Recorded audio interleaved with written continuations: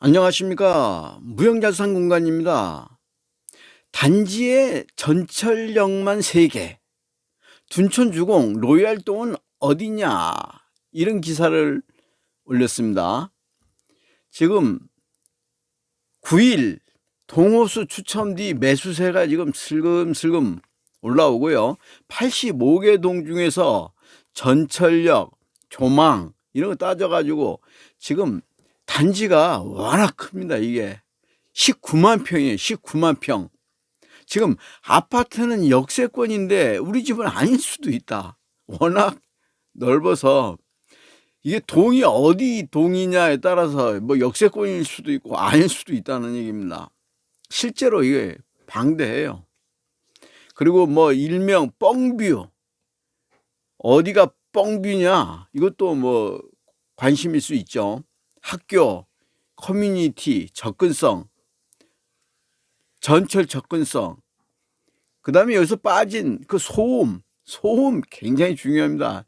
대로변 옆으로 돼 있는 이 소음 엄청나게 올라오거든요.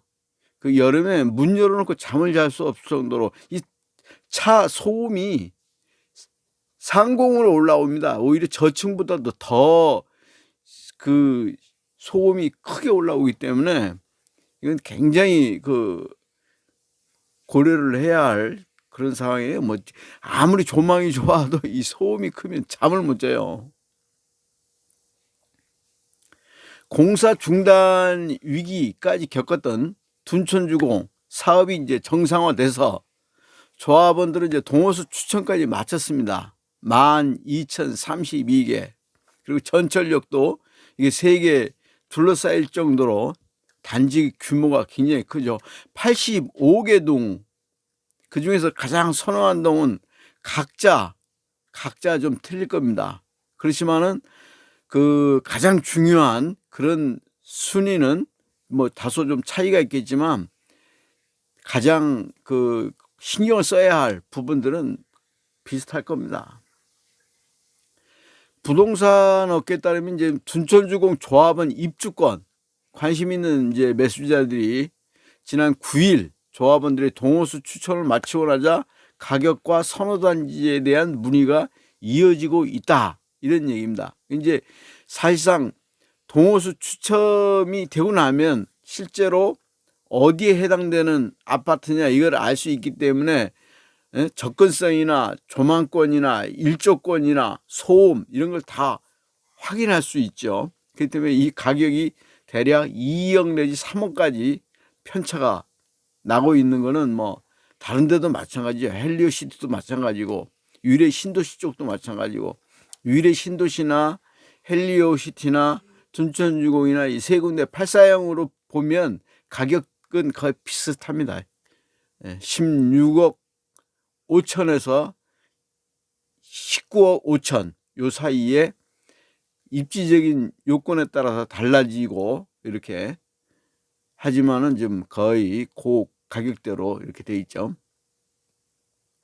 지금 동호수 추첨을 앞두고 이제 잠잠했던 매수세가 이제 슬금슬금 살아오른다. 그거는 뭐 전용 84형의 경우 16억 이하 급매물은 이제 다 팔리고 16억 4천만 원 매물이 있다.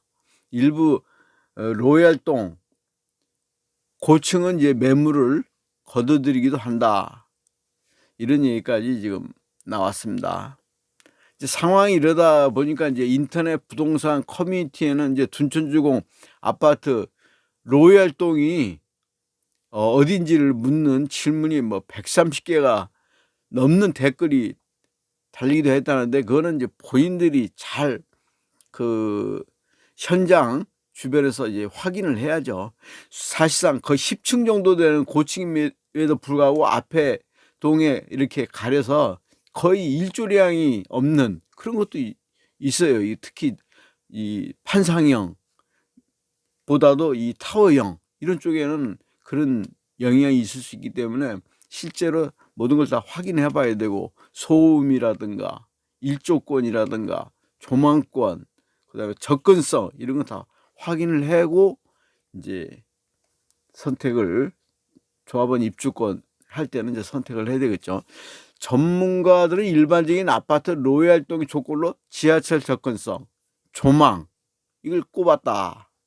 가장 이게 밀접하게 신경 쓰는 것이 접근성, 조망. 그런데 더 중요한 것들은 말씀드렸고요.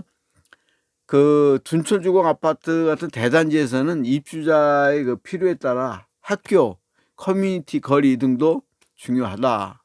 각자 이제 선호하는 방향이 조금씩 틀릴 수 있죠.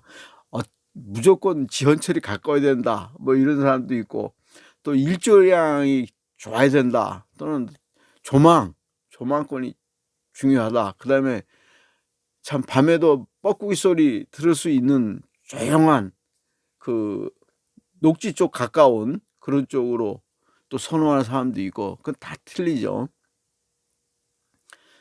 둔촌주공 아파트는 지금 3개의 전철역이 있는데 그 중에서도 자기가 주로 이용하는 그런 쪽에 좀 가까운 동호수, 그러니까 그건 사람마다 다 틀린 거죠.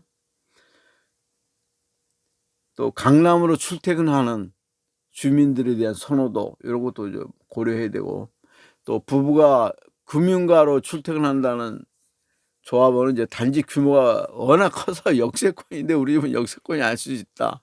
그렇죠. 자기가 이용하는 호선과 가까워야죠. 19만 평 정도 되지 않습니까? 이게 그림으로는 뭐 이래도 19만 평. 이게 끝에서 끝에까지 가면 보통 오래 걸리는 게 아니에요.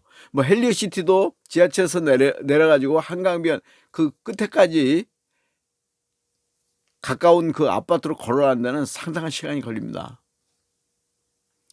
위례 신도시도 마찬가지죠. 남위례 이게 내려가지고 끝에까지 하려고 그러면은 거의 뭐 한 3,000보 넘는 것 같아요.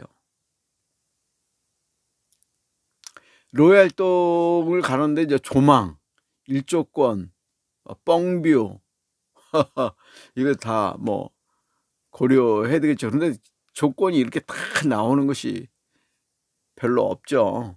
지금 거의 조망 같은 경우는 거의 다 앞에 건물 때문에 다 걸려요. 헬리오시티도 마찬가지고. 지금 리센츠는 지금 노른자동 같은 경우는 개방감이 좋아서 인기가 많다. 북향에 해당하는 한강뷰가 나오는 동보다 전철역도 더 가까워 선호도가 높다. 전철역 가까운 거 이거 참 중요하죠.